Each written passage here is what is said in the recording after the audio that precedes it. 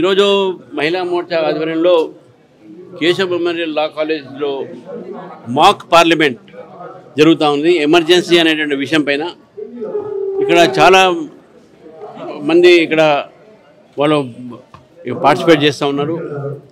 Law college lady students ఈరోజు బ్రహ్మాండంగా వాళ్ళు పార్టిసిపేట్ చేస్తూ ఉన్నారు. వాళ్ళకి సంబంధించిన బిహేవియర్ ఏదైతే ఉందో ఇప్పుడు ఉన్నటువంటి ఏదైతే పార్లమెంట్ మెంబర్స్ కానీ లెజిస్లేటివ్ మెంబర్స్ కానీ వాళ్ళకన్నా బ్రహ్మాండంగా వాళ్ళు పర్ఫామ్ చేస్తూ ఉన్నారు.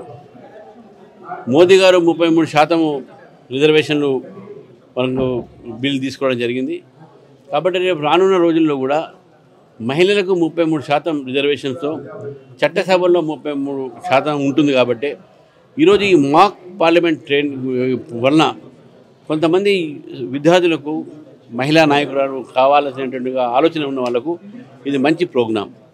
అదేవిధంగా దేశంలో ఎమర్జెన్సీ నాడు జరిగినటువంటి అప్రజాస్వామ్య చర్యలు అది darkest day of the history అంటే ఒక చీకటి రోజులుగా గుర్తిస్తున్నాం.